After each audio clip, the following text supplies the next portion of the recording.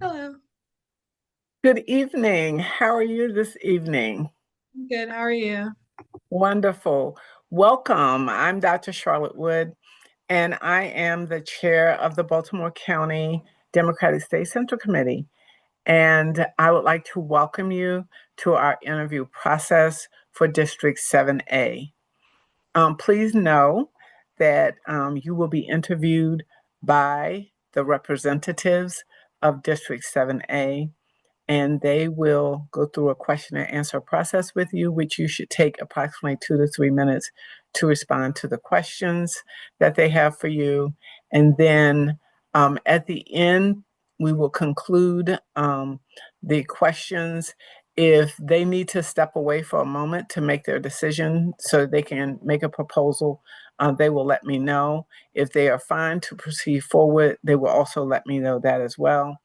I do want you to know that there would be an expectation that you would be available if you proceed to the next level to attend the Baltimore County Democratic Party's meeting, our general meeting on November the 18th. And at that time, the proposal will be put before the Central Committee and there will be a swearing in process. So, with that being said, any questions about that process? Um, no, I think I'm okay. All right, that's wonderful. I thank you for applying. I thank you for making yourself available. And now I'm going to turn this process over to District 7A. And Ms. Linson Jen, would you please move forward with proceeding with this interview process? Hello, Amanda, Amadi Amina. Am I saying that right? Yes, you are. Thank you. Amazing. My name is Lee Sin Jen, Chung Sun Brown. So I also experience needing to tell people how to make sure they're pronouncing it correctly. I use they, them pronouns. I am one of the current representatives for District 7A on our central committee. And joining me this evening is Satish Shapagain, who is also one of our current representatives. There are three of us at this time. The third is unfortunately unable to join tonight. And we are really looking forward to getting to know you over the course of this evening. And I just want you to know that you should feel free to make yourself comfortable. Like if you would like to find the most comfortable place to sit in your home, please make yourself feel as comfortable as you would like. This is meant to be a chance to get to know you.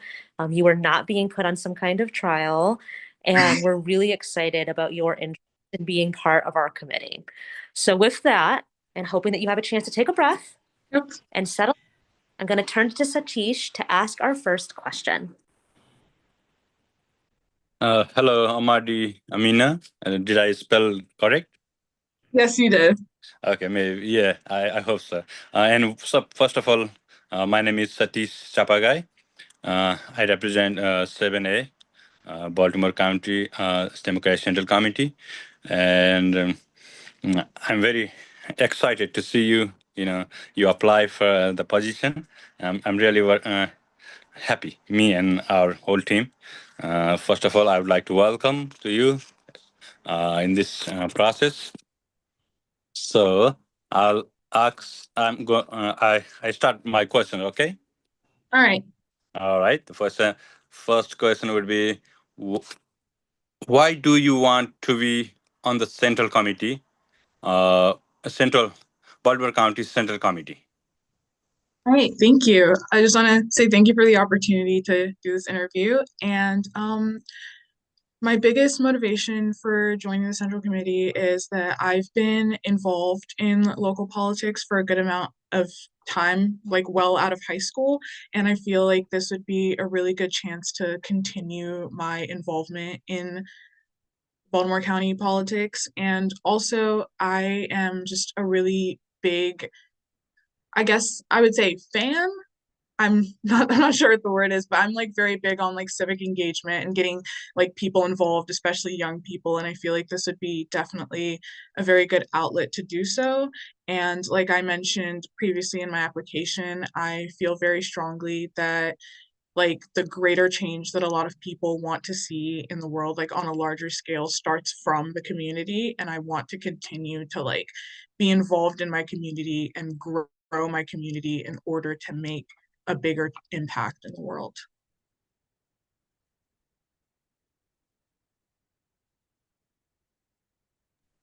Great. Thank you so much for that.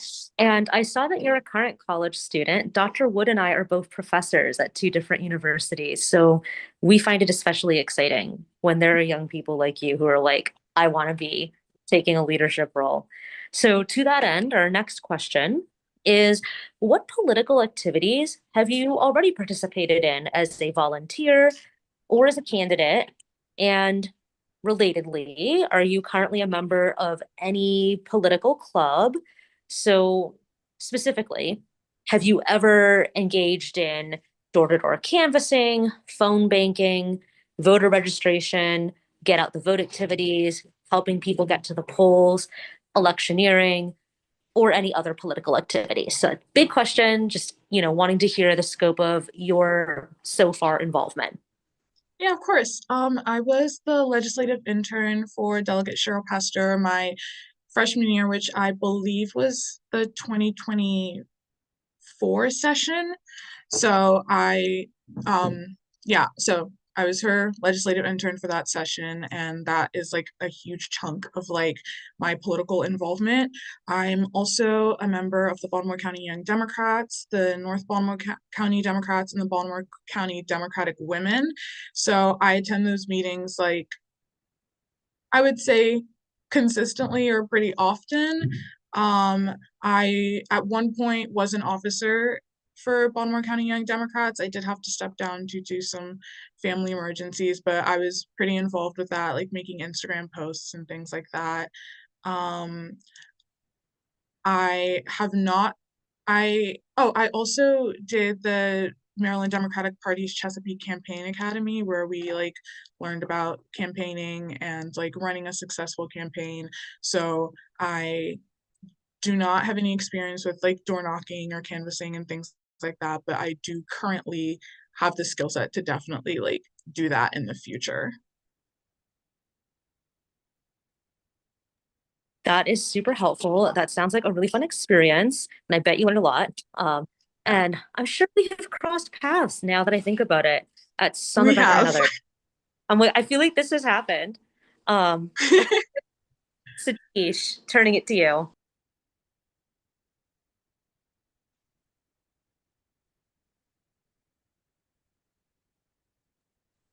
All right.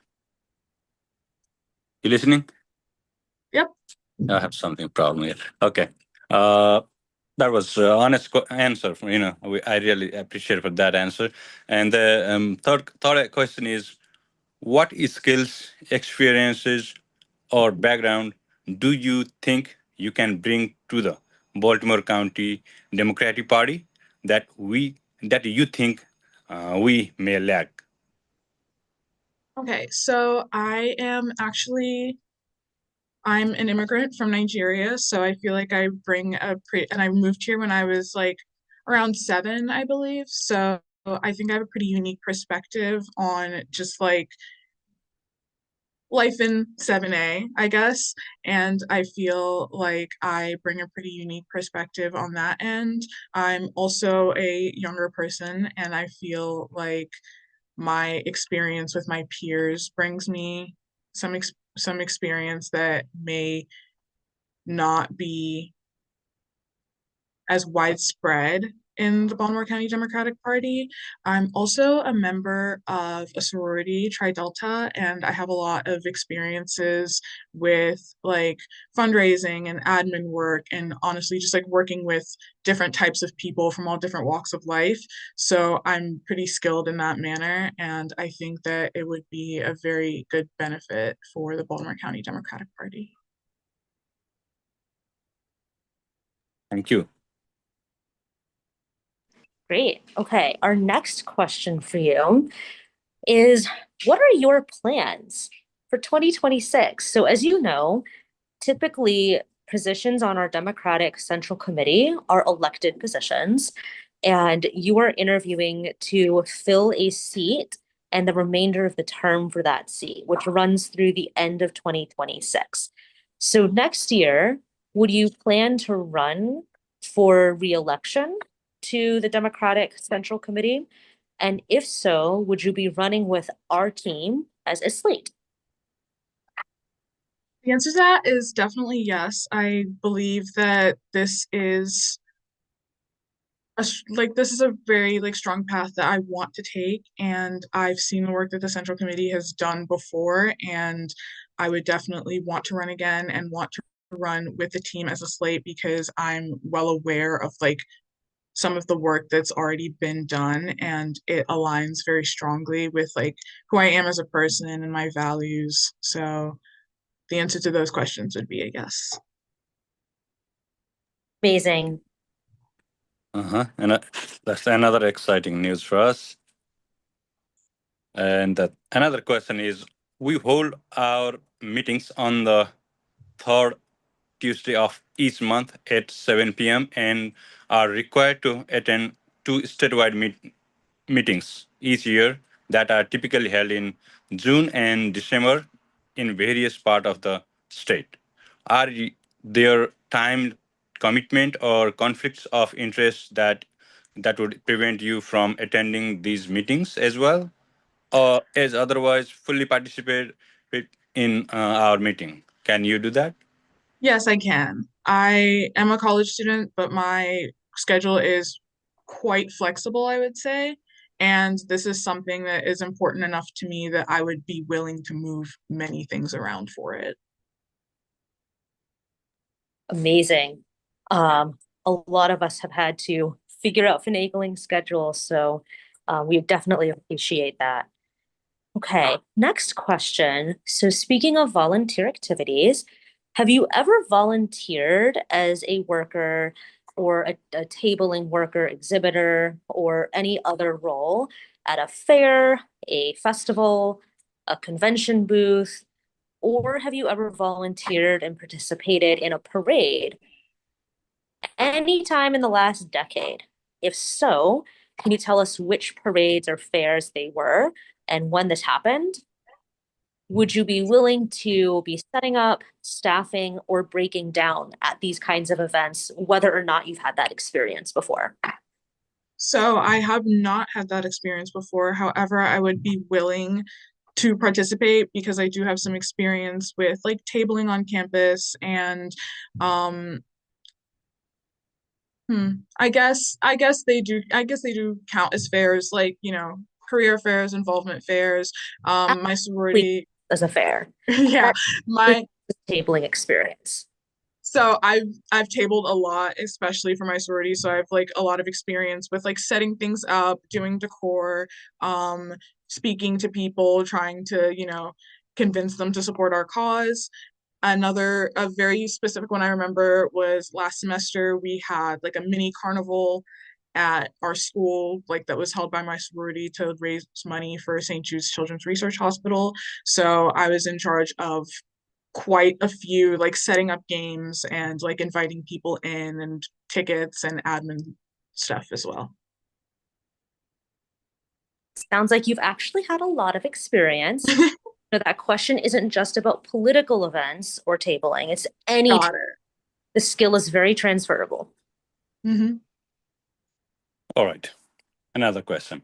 What do you believe are primary principle of Democratic Party?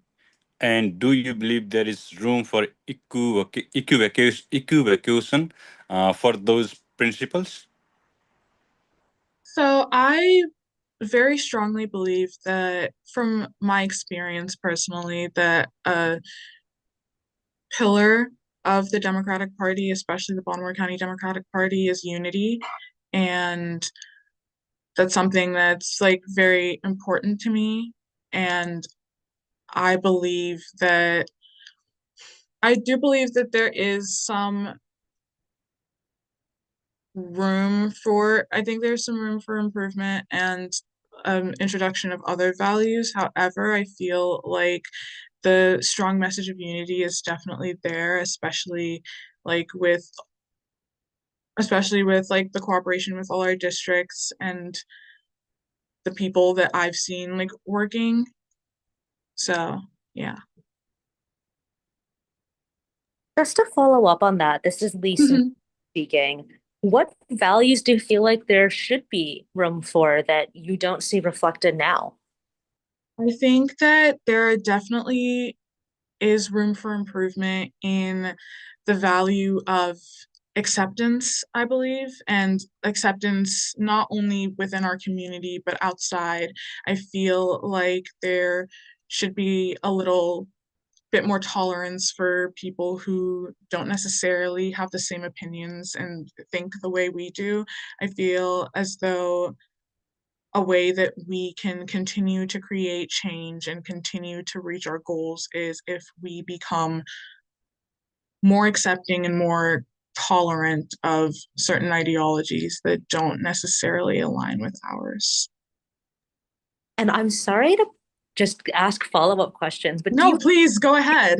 example? I'm really curious. Do you have an example of one or more such ideologies that you think we would have room to be more accepting of? Yeah, I think especially because we are in District 7A and, I speak from being from Perry Hall and like North Baltimore County. I do believe that there's a little bit room for I feel as though we could, what's the word, stretch our values a little bit to include other people who may not think exactly like we do. I feel as, hmm, I just I just think that there's a lot of like room for a little bit more tolerance. Obviously, there should be zero tolerance for like hateful ideology, of course, but I think that there should be some Like, do a you have little an example of like a particular tension that you've noticed, or I'm just trying to get at what you're describing. yeah, no, I totally understand. Um what I notice in Perry Hall specifically is that a lot of the Democrats that I do know there are very like do or die about being Democrats and don't necessarily want to listen to what their Republican or even independent neighbors have to say about like certain issues. Um, one of them being like on the topic of like gun control specifically in my neighborhood. I know this because my parents are very like staunch Democrats and most of our neighbors are not. However, I noticed that when we did leave room for like an open conversation about gun control, we were introduced to some perspectives that we didn't think about before. And I think that there's room for the Democratic Party to do that, not only with topics like gun control, but like other topics as well. But yeah, that's my specific, like that's what I was thinking of specifically. That's a great example. Thank you for sharing that. And after our conversation tonight, we should talk about that. Yeah, So, I would love speaking to. of, what challenges might exist, we're Mhm. moving into a gubernatorial election year, 2026. What do you see as the greatest challenges that face the Democratic Party in the whole state of Maryland, or maybe specifically in Baltimore County, which you've spoken to a little bit? Mhm. How would you help address those challenges as a member of the Central Committee? So being solutions oriented. I would definitely think well, because I'm very big on open conversations and conferences and panels and whatnot. So I think like reaching out to some of the Democratic clubs and having like open panels or town halls for people to speak their mind basically because I think that's very important. I feel like some of the challenges we might face as a party is really figuring out who we want our target demographic to be because we can't really please everyone. So it would be beneficial, I believe, to hear what the people have to say and decide strategies according to that. Great. That is super helpful. And I've been asking a lot of questions. Turn it back to Satish. All right. And my another question is racial and ethnic diversity is important and increasing in our district and county. Describe specific activities you have participated in to increase racial and or ethnic knowledge or sensitivity outside of the ethnic group or racial group which you identify. Thank you. So as you can tell, I'm a Black American woman. However, I am in a Panhellenic sorority, which are traditionally white. I care a lot about diversity and wellness. So a lot of the activities that I do in my sorority are to increase like racial and ethnic sensitivity, not only within Black and white communities, but the other communities that are present in the other communities that are like present within our Panhellenic Association. So just doing like wellness presentations about things like unconscious bias and just racial sensitivity are very important to me. And I do think those skills are transferable into like the political sphere. And I think that I would be able to use what I've learned in that situation to benefit the Central Committee.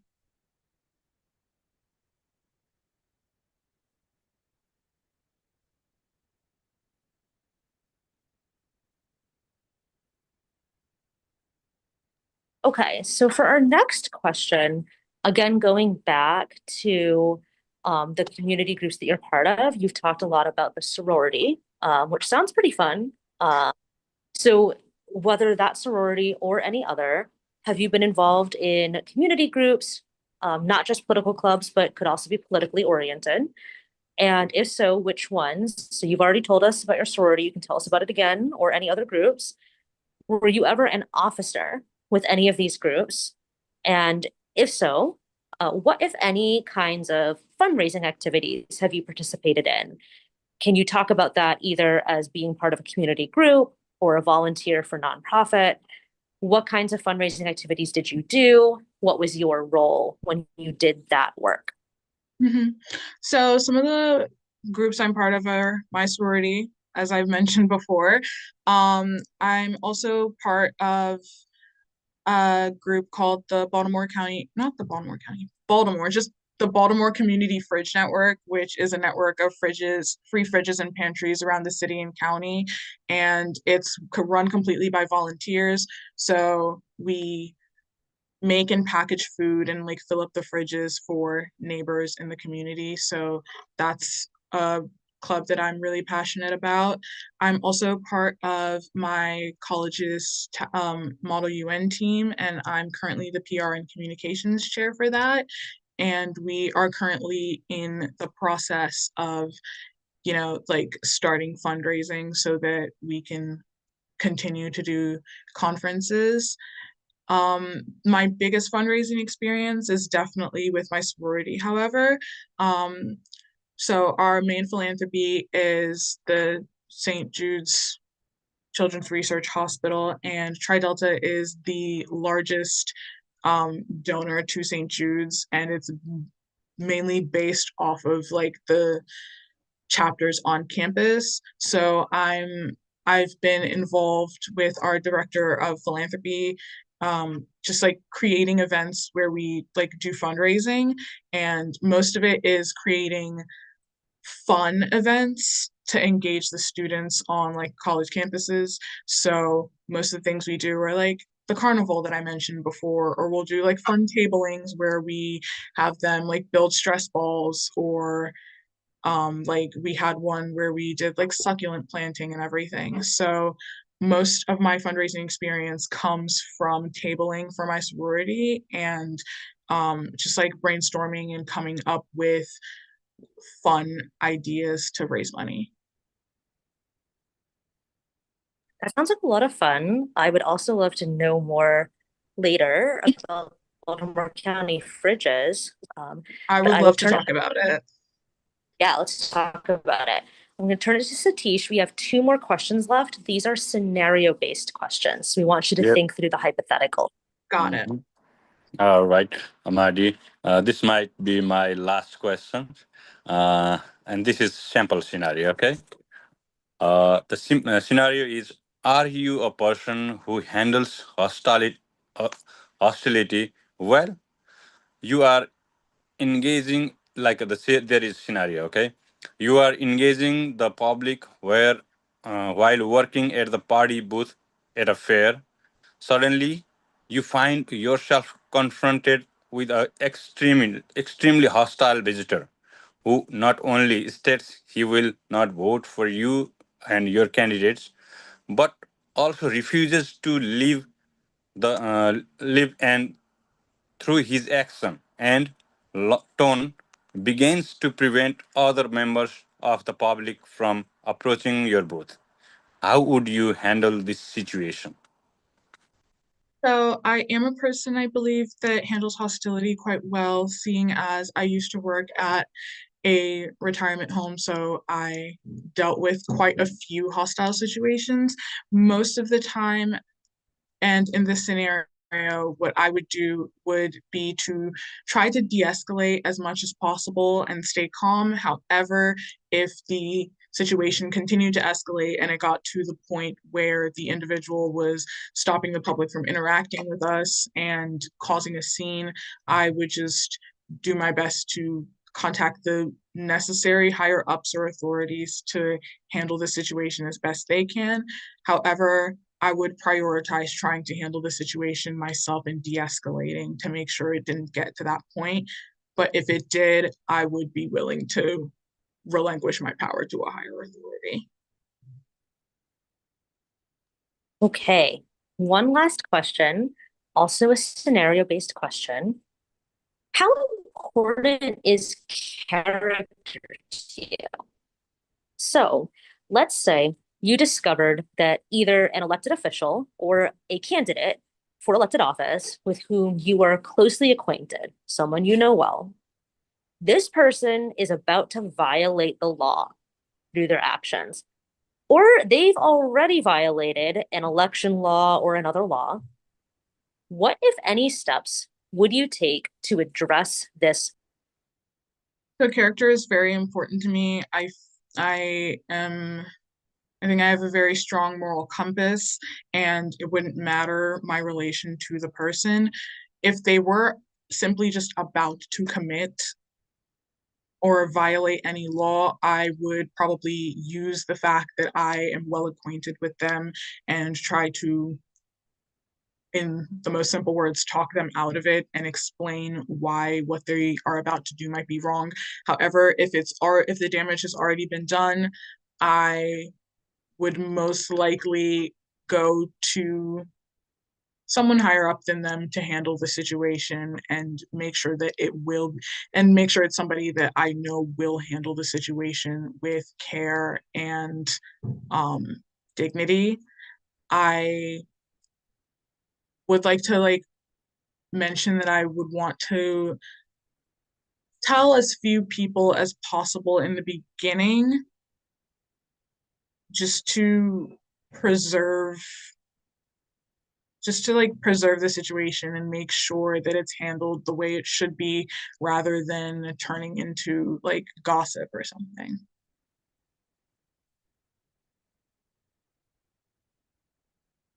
So basically giving them an opportunity to try to resolve the situation or take back their action if that's possible before it's unavoidable and irreparable is what it sounds like. Okay. Do you have any last questions for us, or do you have anything else you would like to tell us about yourself before we deliberate? I would like to ask a question about being on the Central Committee. It's really simple. But I just wanted to ask what your favorite part about being on the Central Committee is. You know, Dr. Wood. I, Oh, Satish, answer yeah, first. Go ahead. I just won like 2 years ago, and I'm all my life I'm a Democrat. I fight for democracy in my country also. I'm also immigrant, and Mhm. in your question, I'm enjoying and I'm learning a lot in American democracy. So that's the first thing I can tell you. And then we are, as a team, we work, we listen, we support for the good thing, and we go for the community, and prepare everywhere. And we help our elected officials. That's the thing we are doing. In 2 years, I'm exciting still, and then I learn a lot. And maybe there is a lot I have to learn. Mhm. Thank you for Thank your you. question. Okay. Dr. Wood, would you like to share what your favorite part of being on Central Committee is? Well, first, I'd like to say thank you so much, Amanda, because you've given us such insight on your personality, your desires, your interest in the Democratic Party, and your desire to want to grow your community and society. Many of those things are the things that help me focus and stay focused on the kinds of things that we need to move forward.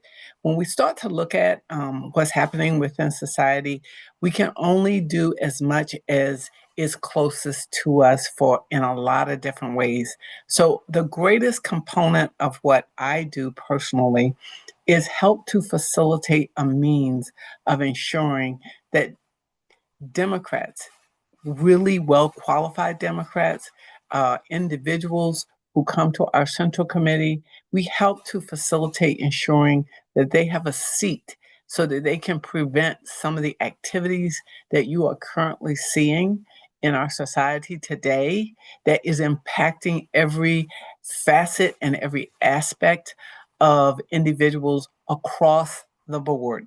I could go on and on, but I do want you to appreciate that my focus is to help guide, to help facilitate, to help encourage, to help uplift.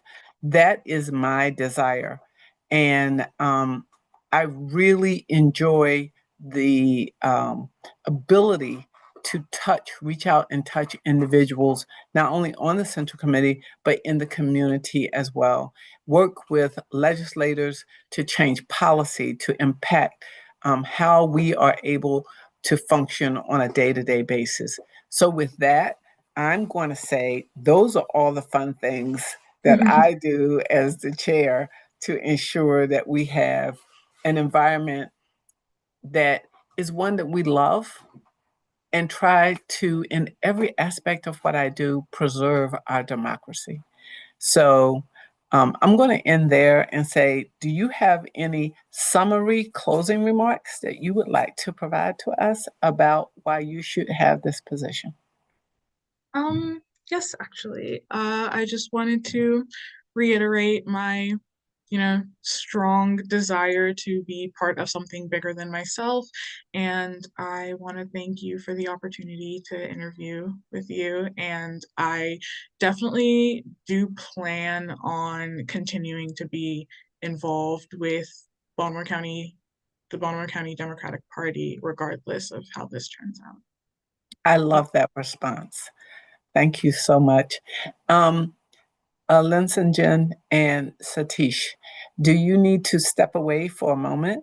You can keep your mics muted and you can take yourself off camera and you can take a few moments to discuss what you would like to provide me with as a proposal that may go forth to the Central Committee. Do you need a few moments to do that?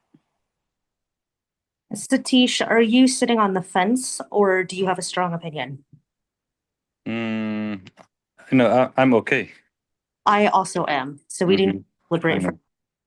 So at this time, I would entertain a proposal from one of you as to how you would like me to proceed with this process. This is Lisa Jen. I formally propose that the delegation from District 7A nominate Amanda Amadi Amina to fill the vacancy for our district on the Central Committee. Thank you. I accept that proposal. It will be put forward to the Central Committee on November the 18th. And I would love, really, it's really quite important for you to be there, Amanda, because that is the night when, if and when and if, and we desire that both be done, the committee accepts this proposal. You will then be sworn in as a member of the Central Committee. We meet at 25 Stevenson Lane in Towson, Maryland, at the Woodbrook Church, Baptist Church. I also want you to kind of see some of the things that we do and engage in. So we may want to have a conversation offline after this process, because in a few days, on November the 12th, we will be having the biggest event that we give every year, which is our Unity Dinner, will be held at the Sheraton North Hotel in Towson, Maryland, and it will be from 5 to 6 will be the VIP reception, and from 6 to the end of the event will be the dinner. We have a number of delegates, senators at the state level, and senators and congressmen at the federal level who will be in participation with us at this grand event. So we invite you to please connect with us so you will be able to come and join us at this event. Would you be interested? Yes, absolutely. Okay, so we can talk again offline about that. But with that being said, are there any other comments or statements from District 7A? I just want to welcome her. This is Lisa and Jen. I also do not have any further statements other than a welcome and somewhat preemptive congratulations. Thank you. So Congratulations. with that being said, congratulations on a successful interview. You will now move to the next phase of this process, which will be held at the Woodbrook Baptist Church at our meeting on November 18th. And we look forward to seeing you there and engaging with you. And so have a really great night, everyone. And with that being said, that closes out this interviewing process for District 7A. Thank you very much. Good night. Thank you. And good night, each and every one of you.